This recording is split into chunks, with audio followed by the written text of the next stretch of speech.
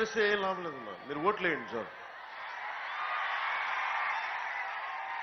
ఎందుకంటే మనం చాలా మంది ఇందాక మన బీజేపీ నాయకులు చెప్తా ఉన్నారు, వారు చెప్తా ఒకటే మాట చెప్పారు, ప్రతి 5 సంవత్సరాలకి పండగ వాతావరణం కనిపిస్తుంది. పండగ వాతావరణం అన్న ఒక ముఖ్య ఉద్దేశం మన భవిష్యత్తుని వచ్చే 5 సంవత్సరాలకి మనం ఒక క్రమంలో పెట్టుకోవటం. ఈ రోజున మీరు వేసే ప్రతి ఓటు మీ భవిష్యత్తుకు సంబంధించింది. ఇక్కడ ముఖ్యంగా కాకినాడ రూరల్ నియోజకవర్గంలో అన్ని కులాలతో పాటు బలంగా ఉన్న శెట్టి బలిజ సామాజిక వర్గానికి, మత్స్యకార సామాజిక వర్గానికి, అలాగే ఎస్సీ సామాజిక వర్గం సమస్యలు ఇవన్నీ నా దృష్టిలో ఉన్నాయి. ముఖ్యంగా మన నాయకులు అడిగింది రాగానే మీరు శెట్టి బలిజ సామాజిక వర్గానికి మేము గౌరవం ఇస్తామని చెప్పి ఒక మాట, వారిని గౌరవాన్ని కాపాడుతామంటే ఒకటే మాట చెప్పాను, నేను అన్ని కులాలకి సమానంగా నేను గౌరవం ఇచ్చే వ్యక్తిని. ఒక కులం కోసం నేను పార్టీ పెట్టలేదు. ఈ రోజున తెలుగుదేశం అధినేత జైల్లో ఉన్నప్పుడు నేను నిజంగా ఎవరన్నా ఏ పొలిటికల్ పార్టీ ఏ నాయకులను ఏం ఆలోచిస్తారు, మా పార్టీ ఎదగాలి, నేను ఎదగాలని ఆలోచిస్తారు ఎవరైనా.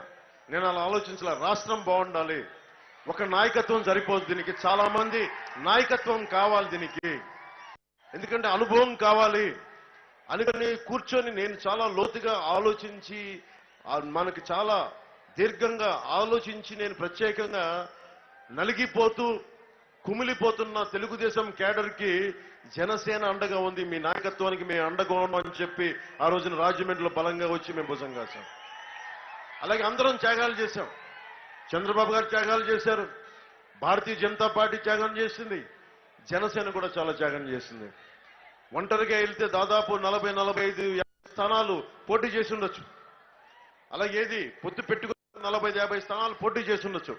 కానీ నేను ఒకటే నిర్ణయించుకున్నా, ఇందాక అక్కడ తమ్మవరం రైతులకి మాటిచ్చి మర్చిపోయావు జగన్ అని అక్కడ మాకు ప్లే కార్డు కనిపిస్తా ఉంది. ఇలాంటి ఎన్నో మాటలు ఇచ్చాడు వైఎస్ జగన్. అలాంటి అన్ని మాటలు ఇచ్చి మారిపోయిన వ్యక్తికి, మర్చిపోయిన వ్యక్తికి ఆ భవిష్యత్తు మీకు బంగారమయం కావాలంటే 3 పార్టీలు కలవాల్సిన అవసరం ఉంది. నేను భారతీయ జనతా పార్టీ అధినాయకత్వాన్ని, కేంద్ర నాయకత్వానికి ఒకటే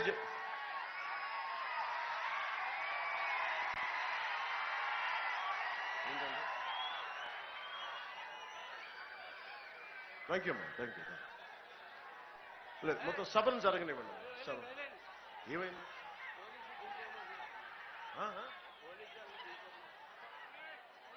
పోలీస్ శాఖకు కూడా అధికారులకు కూడా మీరు మీద పడకండి అమ్మా, పోలీస్ శాఖ ఇబ్బంది కలిగించకూడదు. మీరు జాగ్రత్తగా ఉన్నారు, మీద పడదు. Thank you. ముఖ్యంగా మనకి శెట్టి బలిజ సామాజిక వర్గానికి చెందిన కల్లుగీత కార్మికులు దాదాపు 9,000 కేసులు పెట్టారు, అక్రమంగా కేసులు పెట్టారని ఇప్పటికే నాకు నాయకులు చెప్పారు. కూటమి ప్రభుత్వం రాగానే అన్ని కేసుల్ని ఎత్తివేసే బాధ్యత మేము తీసుకుంటాం.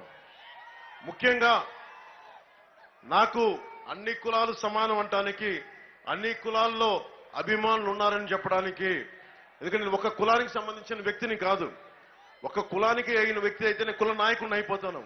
నేను ఒక పార్టీ అధినేతని. రాష్ట్రం బాగుండాలి, దేశం బాగుండాలి, భారత మాత బాగుండాలని ఆకాంక్షించేవాడిని. అందుకని నేను మాట్లాడేటప్పుడు అన్ని కులాల యొక్క శ్రేయస్సుని పరిగణలోకి తీసుకునే మాట్లాడతాను. ఉదాహరణకి 2018లో నేను పోరాట యాత్ర ప్రారంభించినప్పుడు నా కోసం 2 బలమైన జన సైనికులు చనిపోయారు. పాయికరావుపేటలో విద్యుద్ఘాతానికి గురై టి నాగరాజు, భీమవరపు శివ అనే 2 చనిపోయారు. వారిద్దరికీ నేను చెరొక 3 లక్షల రూపాయలు ఇవ్వడం జరిగింది. ప్రాణాలు తిరిగి వస్తాయని కాదు, కానీ ఎందుకు అండగా ఉన్నానంటే, మీకు ఎందుకు విషయం చెప్తున్నానంటే, టి నాగరాజు శెట్టి బలిజ సామాజిక వర్గానికి చెందిన వ్యక్తి, భీమవరపు శివ రజక సామాజిక వర్గానికి చెందిన వ్యక్తి. నేను వారి బలిదానాల సాక్షిగా చెప్తున్నాను. నేను అన్ని కులాలని శెట్టి బలిజ సామాజిక వర్గం దగ్గర నుంచి రజక, యాదవ, గొల్ల, గౌడ, మీరు అన్ని బీసీ కులాల దగ్గర నుంచి, కాపు కులాల దగ్గర నుంచి, రెడ్డి, చౌదరి, మీరు ఏ కులమైనా పెట్టండి, ఎస్సీ, ఎస్టీ, మైనారిటీ వర్గాలు అందరికీ కూడా సమన్యాయం జరిగే వరకు నా కంఠంలో ఆఖరి శ్వాస ఉన్నంత వరకు మీకోసం మేము అండగా ఉంటాం.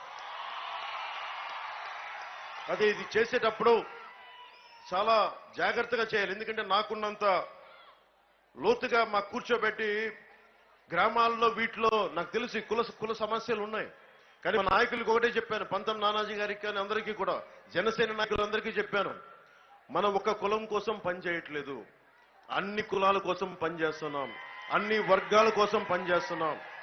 నిన్నే రామచంద్రాపురం ఎందుకు వెళ్ళానంత కూర్చోబెట్టి ఇబ్బంది పడి కూడా లాస్ట్ వెళ్తే శెట్టిపల్లి సామాజిక వర్గానికి చెందిన టీడీపీ నాయకులు వాసం శెట్టి సుభాష్ పాపం వెళ్తుంటే లాస్ట్ మినిట్లో వెళ్ళి కూడా నేను ఆయనకి నా మద్దతు తెలిపాను. ఇది ఎందుకు చెప్తున్నానంటే నాకు కులాలని దాటి రాజకీయం చేయడం అది నాకు భగవంతుడు నాకు ఇచ్చిన జ్ఞానం. అది ఎందుకంటే ఒక కులం కోసం నేను వచ్చిన వ్యక్తిని కాదు, అన్ని కులాలని, అలాగే నేను పుట్టిన సామాజిక వర్గానికి కూడా చాలా ఏవైతే అవసరాలు ఉన్నాయో వాటిని నేను అర్థం చేసుకునే వ్యక్తిని. కేవలం ఇప్పుడు కురసాల కన్నబాబు అనే వ్యక్తి ఉన్నాడు, చిన్నగా చెప్పాను కదా, డొక్కు స్కూటర్లో మధ్య చుట్టూ తిరిగేవాడు. అలాంటి వ్యక్తి ఈ రోజున 1000 కోట్లు ఆస్తిపరుడయ్యాడు. ఇవన్నీ చూస్తే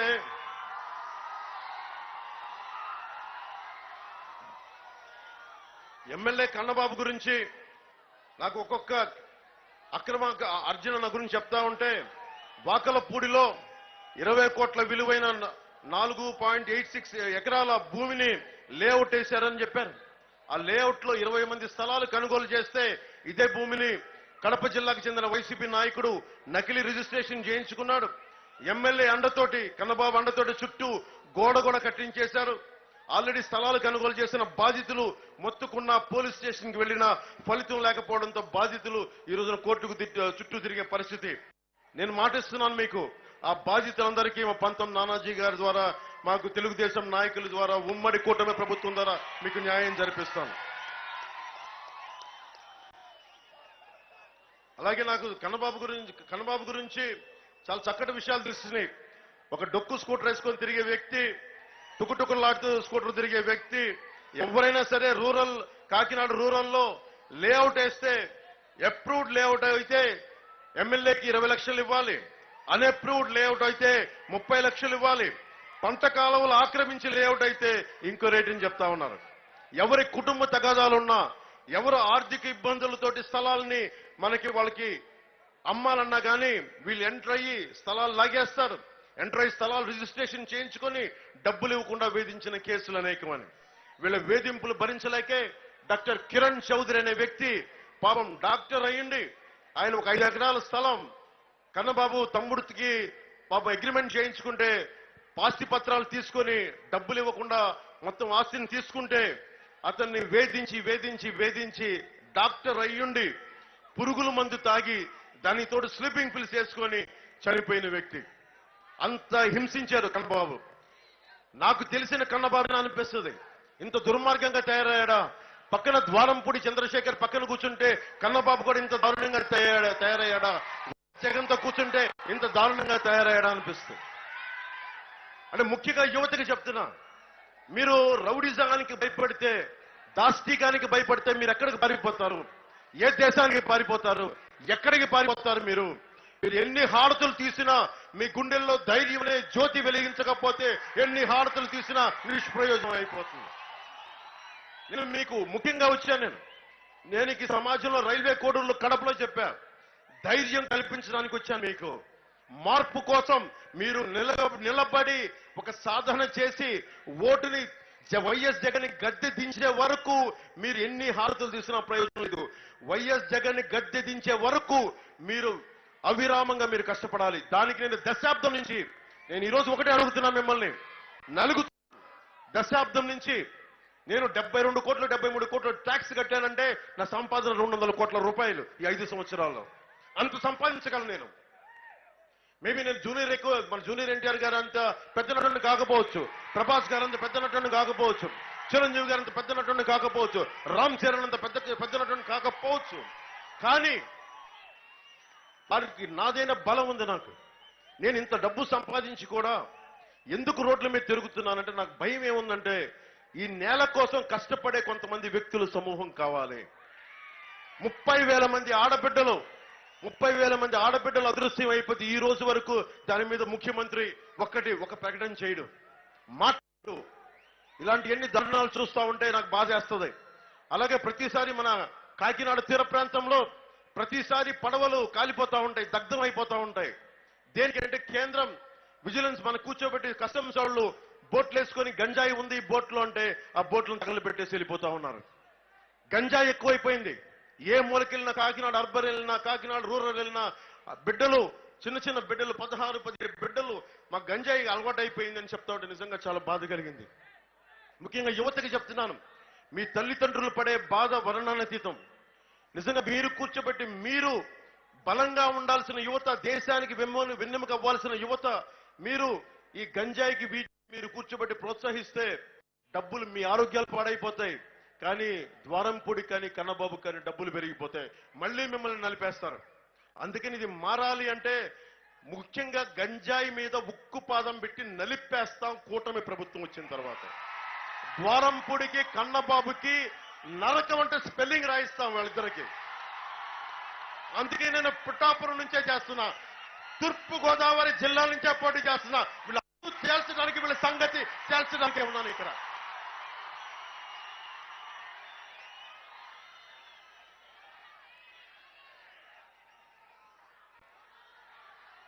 ముఖ్యంగా సూర్యారావుపేటలో మత్స్యకారులు గుడి బలవంతంగా ఖాళీ చేయించాడు కన్నబాబు. అక్కడ 750 ప్లాట్లు వేసి 30 మాత్రం ఇచ్చారు, బ్యాలెన్స్ వీళ్ళే ఉంచుకున్నారని తెలిసింది. మేము వచ్చిన తర్వాత ఆ మత్స్యకారుల గుడిసెల్లో ఏదైతే జరిగిందో వారికే స్థలాన్ని కేటాయించేలాగా మనకి నానాజీ గారి దగ్గర బాధ్యత తీసుకుంటారు. అలాగే స్థలాల విషయంలో పాపం ముఖ్యంగా ఒక సెక్యులర్ సామాజిక వర్గానికి చెందిన ఒక రెవెన్యూ డెవలప్మెంట్ ఆఫీసర్ వేధించి ఆయన్ని తెలిసారని చెప్పి నాకు వేధించారని చెప్పారు.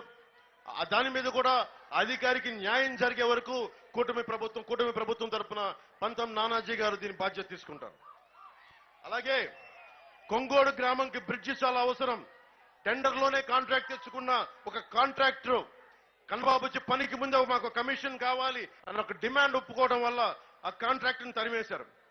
కేవలం కమిషన్ కోసం మీ కొంగోడు గ్రామం కావాల్సిన బ్రిడ్జి, ఎంతో అవసరమైన బ్రిడ్జి ఈ రోజు ఇంకా రాక గ్రామ ప్రజలు ఇబ్బంది పడతానే ఉన్నారు. నేను మీకు మాటిస్తున్నాను, చంద్రబాబు గారి తరఫున మీ అందరి తరఫున మాటిస్తున్నాను. ఈ నియోజకవర్గానికి సంబంధించి అవసరమైన రైతాంగానికి కావాల్సిన లిఫ్ట్ ఇరిగేషన్ ప్రాజెక్ట్ చేపడతాం, జూనియర్ కాలేజ్ ఏర్పాటు చేస్తాం, యువతకు కావాల్సిన బలమైన అవుట్డోర్ స్టేడియం ఇవన్నీ మేము రెడీ చేస్తాం. కల్లపలో ప్రైమరీ హాస్పిటల్ కేర్ ని 50 పడకల ఆసుపత్రిగా అప్గ్రేడ్ చేయాలని డిమాండ్ ఉంది, దాన్ని ఖచ్చితంగా ముందు పరిష్కరిస్తాం. డీజిల్ మాఫియా పైన, గంజాయి మాఫియా పైన ఇందాక చెప్పినట్టుగా ఉక్కు పాదంతో మెడ పెట్టి కాల్చి కింద తొక్కేస్తాం. కేంద్ర ప్రభుత్వ పథకం ఏ గ్రామంకి వెళ్ళినా, పక్కన మనకు గోదావరి జలాలు, ఏ గ్రామానికి వెళ్ళినా నీటి తాగడానికి నీరు ఇబ్బందిగా ఉంది. ఇవన్నీ చూస్తా ఉంటే కేంద్రం నరేంద్ర మోదీ గారి నాయకత్వంలో జల్ జీవన్ మిషన్ ఉంది. ఎన్నో వందల వేల కోట్లు ఇచ్చారు మనకి దాదాపు ఇక్కడికే 800 పైన దాదాపు కోట్ల లోపు డబ్బులు ఇచ్చారు. కానీ వీళ్ళెవరు దీన్ని ముందుకు తీసుకెళ్లేరు. కేంద్ర ప్రభుత్వం నరేంద్ర మోదీ గారి నాయకత్వంలో కూటమి ప్రభుత్వం రాగానే కేంద్ర జల్ జీవన్ మిషన్ దేనికోసమైతే ఇది పెట్టబడితే ఇంటింటికి కుళాయి నీరు రావాలి, తాగునీరు రావాలి, ఆ బాధ్యత మేము తీసుకుంటాం, కూటమి ప్రభుత్వం తీసుకుంటుంది. ముఖ్యంగా నియోజకవర్గాల్లో స్థానిక యువతకి ఉపాధి అవకాశాలు కావాలని ఇవన్నీ ఉంది. స్కిల్ డెవలప్మెంట్ సరిపోవట్లేదని పారిశ్రామికవేత్తలు అంటారు. పారిశ్రామికవేత్తల తరఫున మీ అందరికీ వారి స్కిల్స్ ఏం కావాలో ఆ స్కిల్ డెవలప్మెంట్ మీ అందరికీ ఇప్పించి పరిశ్రమల్లో ఉపాధి అవకాశాలు పెంపొందించేలాగా, ఎక్కువయ్యేలా ఖచ్చితంగా మేము బాధ్యత తీసుకుంటాం. అలాగే గవర్నమెంట్ ఉమెన్స్ కాలేజీలో కనీస కావాల్సిన సౌకర్యాలు లేక విద్యార్థులు తీవ్రంగా ఇబ్బంది పడతా ఉన్నారని మా దృష్టికి ఉంది. ముఖ్యంగా ఆడబిడ్డలు ఎక్కడ చదువుకుంటున్నారో స్కూల్స్ లో కానీ కాలేజీల్లో కానీ మీకు కావాల్సిన కనీస సౌకర్యాలని మేము ఏర్పాటు చేసే బాధ్యత మేము తీసుకుంటాం.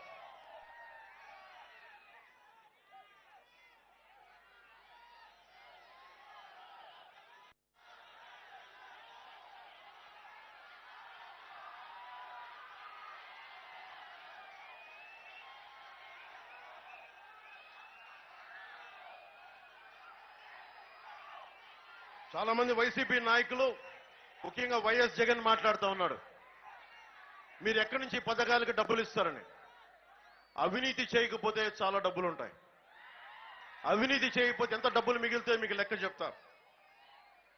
వైఎస్ జగన్ ఏం చెప్పారు మీకు 2019కి వచ్చేటప్పటికి మద్యపానాన్ని నిషేధిస్తామని చెప్పి వచ్చిన వ్యక్తి, మద్యపానాన్ని నిషేధిస్తామని చెప్పిన వ్యక్తి ఈ రోజున మద్యాన్ని సారా వ్యాపారులు తయారాడు. ఒక ముఖ్యమంత్రిలా మాట్లాడట్లా, సారా వ్యాపారులు తయారాడు. ఆ సారా వ్యాపారి దాదాపు 41,000 కోట్లు డబ్బు అతను సంపాదించాడు. 74% లిక్కర్, సారాయి, మందు కానీ అన్ని రకాల మందులు, దాదాపు 16 కంపెనీలు. దాంట్లో వైఎస్ జగన్ బినామీలే. ఒకటి ఆదాన్ డిస్టిలరీస్ అనేది, ఇంకోటి స్పై అగ్రో అనేది. స్పై అగ్రో అనేది మిథున్ రెడ్డి కంపెనీ. ఇది ఎవడు ఊళ్ళోకి రాకూడదు, కడపలో ఎవడో బతకూడదు, రాయలసీమలో ఎవడో బతకూడదు, తూర్పు గోదావరి జిల్లాలో ఎవడో బతకూడదు, కోనసీమలో బతకూడదు, మనకి వైజాగ్ జిల్లాలో ఉత్తరాంధ్రలో ఎవడో బతకూడదు. ఇలాంటి మిథున్ రెడ్డి లాంటి దుర్మార్గులకి, దోపిడీదారులకి యువత మీరు బలంగా నిలబడి ఈ అక్రమాల్ని అరికట్టకపోతే మీకే నష్టం వాటిల్లుతుంది. నాకు నిజంగా అవసరం లేదు. వీళ్ళందరికీ మర్యాదపూర్వకంగా ఉంటే నా జోలికి ఎవడు రాడు. నేను సినిమాలని కథలు చెప్తా, సినిమాలని డైలాగులు చెప్తా. నేను కేసులు సినిమాల కోసం నేను తయారవ్వాలి జీవితంలో. నాకు ఒక భగత్ సింగ్ స్ఫూర్తిని చదివాను, ఒక షెగ్వెరా గురించి చదివాను, ఒక లెనిన్ గురించి చదివాను, ఒక లోక్ నాయక్ జయప్రకాష్ నారాయణ గురించి చదివాను. వాళ్ళందరూ స్ఫూర్తి జీవితం కేవలం నీ ఒక్కడి కోసం కాకుండా సమాజం కోసం బతకాలని ఒక స్ఫూర్తి నన్ను రాజకీయాలకు తీసుకొచ్చింది. కన్నబాబు లాంటి డొక్కు స్కూటర్లో తిరిగే కన్నబాబు మా దగ్గరకు వచ్చి ఈ రోజున నేను ఆశయం కోసం నిలబడి నలిగిపోయాను. దశాబ్దంగా నేను నలిగిపోయా. అందరి చేత మాటలు అనిపించుకున్నా. చిరంజీవి గారు పెట్టిన భిక్ష తీసుకొని ఈ వైసీపీ ఎమ్మెల్యే కన్నబాబు ఆయన పడేసిన భిక్ష, ఆయన పడేసిన భిక్షని వైఎస్ జగన్ ఆయన్ని పాపం సంబంధం లేదు. సినిమా నటులకి ట్రేడ్కి, సినిమా హీరోలకి సంబంధం లేదు. దానికోసం ప్రొడ్యూసర్ గిల్డ్ ఉంటుంది. చిరంజీవి గారిని అహంకారంతో జగన్ మహేష్ బాబుని, ప్రభాస్ గారిని, చిరంజీవి గారిని రమ్మని పిలిచి వాళ్ళందరిలో కూర్చోబెట్టి వీడియోలు తీయించాడు. మీరు నన్ను బతిలాడండి, అది వీడియో తీసి బయటికి పంపిస్తా. కన్నబాబుని ఒకటి సిగ్గుందా కన్నబాబు నీకు? ఏం బతుకునేది? భిక్షం పెట్టిన నీకు చిరంజీవి గారిని ఆ నీచుడు కూర్చోబెట్టి కింద అడ్డగోలుగా నువ్వు అన్యాయం అవమానం చేస్తావు. నీకు సిగ్గురాలా? నీకు ఆయన పెట్టిన భిక్ష నీకు అనిపించలేదా? నీకు ఆయన వెనకేసుకు రావాలన్న బాధ కలగలేదా నీకు? ఇలాంటి వాళ్ళని గెలిపిస్తామా? ఇక్కడికి ఇంతమంది దోపిడీ చేసిన వ్యక్తిని గెలిపిస్తామా? మనం మత్స్యకారులకి ఇంత ద్రోహం చేసిన వాడిని గెలిపిస్తామా? ఎమ్మెల్సీ అనంతబాబు కూర్చోబెట్టి ఒక దళిత సామాజిక వర్గానికి చెందిన డ్రైవర్ని చంపేసి డోర్ డెలివరీ చేసి కూర్చోబెట్టి అతను ఈ రోజున ఎంపీకి చలమలసిరి సునీల్ పక్కన తిప్పించుకుంటారు. ఏమనుకుంటున్నారు ఒక్కొక్కళ్ళు? మీరు మర్డర్లు చేయండి, దోపిడీలు చేయండి, మేము బయటకు వచ్చేసి ఏదైనా చేసేస్తాం, మీరు మాకు ఓట్లేస్తారంటే ప్రజల్ని వాళ్ళు కూర్చోబెట్టి ఎలా చూస్తున్నారో మీకు అర్థమవుతా ఉంది. అందుకనే చలమలశెట్టి సునీల్ అంటే ఏ బేసిస్ లో వస్తారు? చలమలశెట్టి సునీల్ కనీసం ఒక పార్టీకి లాయల్టీగా ఉండాలి కదా. పిల్లి అనంత లక్ష్మి గారే ఉన్నారు. తెలుగుదేశం పార్టీ ఓడినా గెలిచినా నిలబడి ఉన్నారు. ఈ రోజున వారికి ఎందుకు గౌరవం ఉంటుంది? ఎందుకు గౌరవం ఉంటుంది? ఒక పార్టీని నమ్ముకుంటే నమ్ముకొని ఉండాలి. నేనే ఉన్నా, ఒక పార్టీ పెట్టా, కింద పడ్డా, నలిగా లేచా, నిలబడి ఉన్నా. ఓడిపోయాను, కింద పడ్డాను, తూలాను, తిట్లు తిన్నాను, నిలబడి ఉన్నా. అలాంటిది ఈ రోజున చలమలశెట్టి సునీల్ గారు వచ్చి ప్రతి 5 సంవత్సరాలు ఒక పార్టీ మారిపోతాడు. ఆయనకు ఒక ఐడియాలజీ లేదు. అలాంటి తన పార్టీకి నిలబడిన వ్యక్తి మీకోసం ఏం నిలబడతాడు? ముఖ్యంగా ఒకటే గుర్తుపెట్టుకోండి, బీసీ సబ్ ప్లాన్ కానీ దాదాపు 20 BC sub plan funds divert చేశాడు.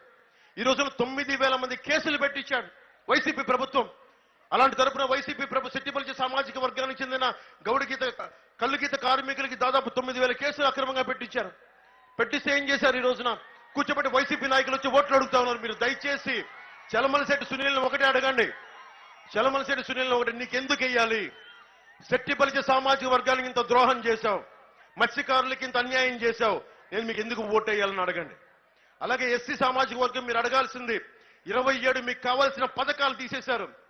మనకి అంబేద్కర్ విదేశీ విద్యా పథకం తీసేశారు, 27 పథకాలు తీసేశారు. మీకు ఎందుకు ఓటేయాలి?